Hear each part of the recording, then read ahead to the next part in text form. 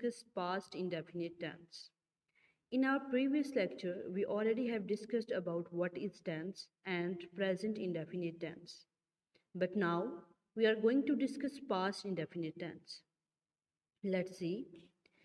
The simple past tense describes actions and states that began and ended at a specific time in the past.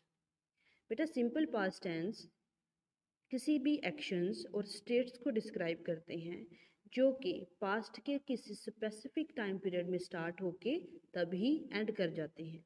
Okay. Recognition इन उर्दू. आज हम सबसे पहले ये पढ़ेंगे कि पहचान क्या है उर्दू में. पास्ट इंडेफिनिट टेंस की उर्दू में क्या पहचान है.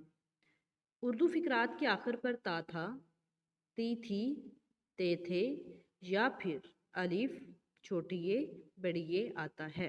ओके. एग्जाम्पल्स देख लेते हैं. सारा ने पानी पिया, वो लाहौर गई, लड़कों ने गाना गाया. अब देखिए बेटा ये 3 सेंटेंसेस मैंने आपके सामने बोले हैं. इन 3 सेंटेंसेस के लास्ट पे क्या आ रहा है? अलिफ छोटी ये अलिफ. इट मीन्स कि ये जो सेंटेंसेस हैं ये किस टेंस से बिलोंग कर रहे हैं? यस, पास्ट इंडेफिनिट टेंस से. ओके. तो सबसे पहले हम पास्ट इंडेफिनिट टेंस के जो सिंपल सेंटेंसेस हैं उनका स्ट्रक्चर देखते हैं.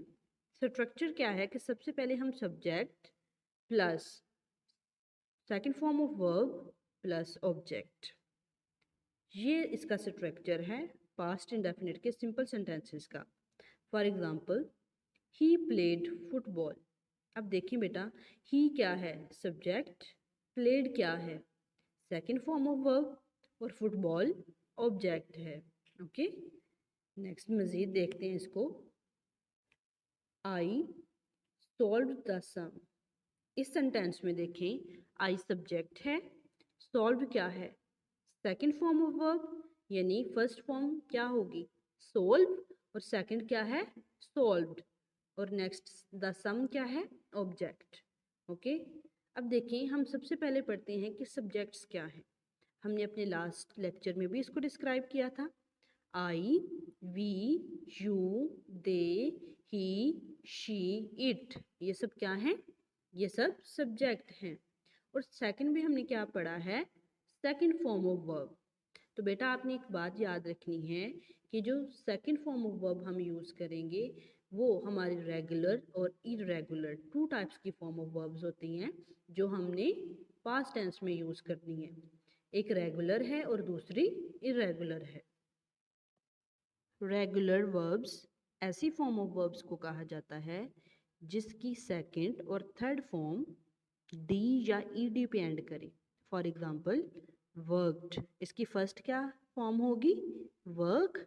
सेकंड वर्कड और थर्ड भी worked. Played, studied, listened. Okay. Next है इरेगुलर वर्ब. इरेगुलर वर्ब में आपने हमेशा ये बात याद रखनी है कि इसकी सेकंड और थर्ड फॉर्म दोनों चेंज होती हैं. यानी इसकी सेकंड और थर्ड फॉर्म डी या ईडी पे एंड नहीं करती. इसकी फर्स्ट फॉर्म भी चेंज होती है, सेकंड भी और थर्ड भी. फॉर एग्जांपल, ये वर्ड है रोट. रोट की फर्स्ट फॉर्म क्या है? राइट. सेकंड क्या है? रोट. और थर्ड क्या होगी? रिटन. इसी तरह सा, ड्रैंक, रेड, कट. ये जो वर्ड रेड है ये रीड की सेकंड फॉर्म है. रीड फर्स्ट फॉर्म और रीड की सेकंड फॉर्म हमने रीड नहीं पढ़नी बेटा, इसको हमने कैसे पढ़ना है? रेड. इसके स्पेलिंग तो रीड जैसे हैं लेकिन सेकंड फॉर्म में हम इसको कैसे पढ़ेंगे? रेड. और थर्ड में भी red. Next object. Book, music, milk, TV, line. ये वर्ड्स क्या हैं? एज एन ऑब्जेक्ट यूज कर रहे हैं हम इनको. नेक्स्ट देखिए, फॉर्म्स ऑफ अ वर्ब. हम वर्ब्स की फॉर्म के बारे में पढ़ते हैं. सबसे पहले होती है फर्स्ट फॉर्म, जिसको हम कहते हैं वो बेस फॉर्म या रूट फॉर्म कहा जाता है. सेकंड फॉर्म होती है जो हम सिंपल पास्ट टेंस में यूज़ करते हैं. और नेक्स्ट थर्ड फॉर्म होती, ठीक है, जो as a past participle use की जाती है. फॉर एग्जांपल, फर्स्ट फॉर्म क्या है? प्ले. सेकंड क्या है?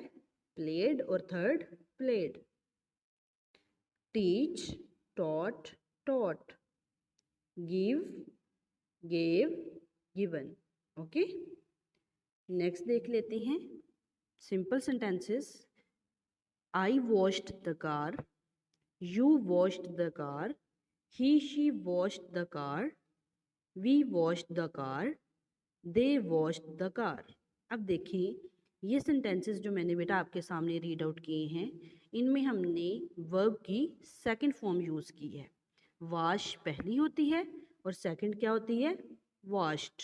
ओके, नेक्स्ट देखते हैं फॉर नेगेटिव सेंटेंसेस। अब हम नेगेटिव सेंटेंसेस को बनाने का तरीका पढ़ते हैं, यानी नेगेटिव सेंटेंसेस का स्ट्रक्चर पढ़ते हैं। Subject plus did not plus first form of verb plus object. It means कि सबसे पहले हम सब्जेक्ट लिखेंगे, फिर हम helping verb did not use करेंगे और फर्स्ट फॉर्म ऑफ वर्ब। बेटा जब हम सिंपल सेंटेंसेस बनाते हैं तब हम हेल्पिंग वर्ब नहीं यूज़ करते, इसलिए वर्ब की सेकंड फॉर्म यूज़ करते हैं। लेकिन नेगेटिव सेंटेंसेस जब हमने बनाने हैं तब हम helping verb did not use करते हैं। इस वजह से जब हमने helping verb did not use कर लिया तो उसके बाद हम first form of verb use करते हैं plus object. Okay, for example Ayesha क्या है? Subject, did not helping verb as it is लिखेंगे और first form of verb, for example help. Help first form of verb हमने यूज़ किए है और ऑब्जेक्ट के तौर पर हमने मी वर्ड यूज़ किया है। Ayesha did not help me. Okay, next देखते हैं। I did not wash the car, you did not wash the car, he she did not wash the car, we did not wash the car, they did not wash the car। अब देखिए ये जो मैंने आपके सामने sentences read out किए हैं, यहाँ सबसे पहले हमने सब्जेक्ट पढ़ा है, फिर हमने हेल्पिंग वर्ब यूज़ किया है डिड नॉट, और फिर हमने वर्ब की first form, then object. Okay, next देखते हैं स्ट्रक्चर फॉर इंट्रोएक्टिव सेंटेंसेस। अब हमने इंट्रोएक्टिव सेंटेंसेस को बनाने का स्ट्रक्चर पढ़ना है। बेटा इसमें हम हेल्पिंग वर्ब सबसे पहले यूज़ करेंगे और पास्ट इंडेफिनिट के जब हमने इंट्रोएक्टिव सेंटेंसेस बनाने हैं तो उसमें हम हेल्पिंग वर्ब यूज़ करेंगे did plus subject plus first form of verb plus object. तो ये बात बेटा आपने अपने माइंड में रखनी है कि सिंपल पास्ट टेंस जब हमने बनाने हैं तो तब सब्जेक्ट के बाद हमारे पास हेल्पिंग वर्ब नहीं होता, तो इसलिए second form of verb use करते हैं।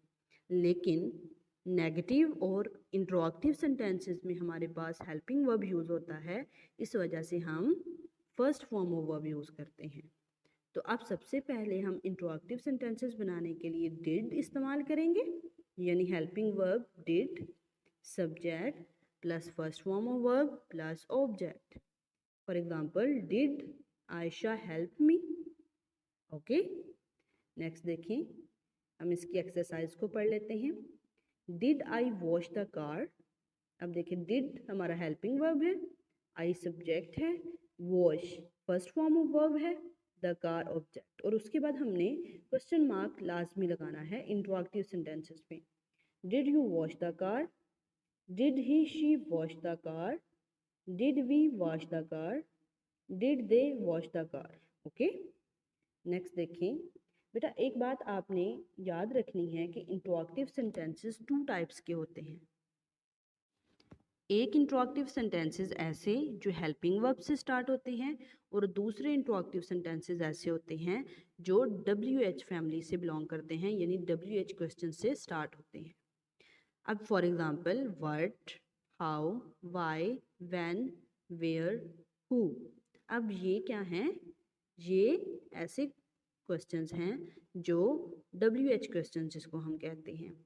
इनके बनाने का तरीका भी बिल्कुल वैसे ही है जैसे इंट्रोएक्टिव सेंटेंसेस बनाने का है, बस सबसे पहले हम ये वर्ड यूज़ करेंगे और उसके बाद एज इट इज़ वैसे ही सेंटेंस लिख देंगे। रीड आउट करते हैं example of WH word interactive sentences. बेटा अब हम इसको राइट करने का तरीका पढ़ेंगे। सबसे पहले जब भी हमने राइट करनी है WH वर्ड्स वाले सेंटेंसेस, तो हम उसको कैसे राइट करेंगे? WH वर्ड्स में सबसे क्या कौन से वर्ड्स आ रहे हैं? What, where, when, why, how. उसके बाद हमने हेल्पिंग वर्ब यूज करना है, then subjects, then verbs, then object. What did you read? Where did they go by bus? When did she watch TV? Why did he come home? Why did I know? Okay, ये sentences हैं जो WH word से start होते हैं।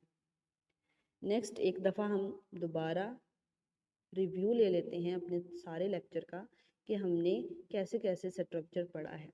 तो बेटा सबसे पहले हमने सिंपल सेंटेंसेस का स्ट्रक्चर पढ़ा था, सब्जेक्ट प्लस वर्ब की सेकंड फॉर्म, ठीक है, प्लस ऑब्जेक्ट। अगर ऑब्जेक्ट है तो हम राइट कर देंगे, अगर ऑब्जेक्ट नहीं है तो हम एज इट इज़ लिख देंगे।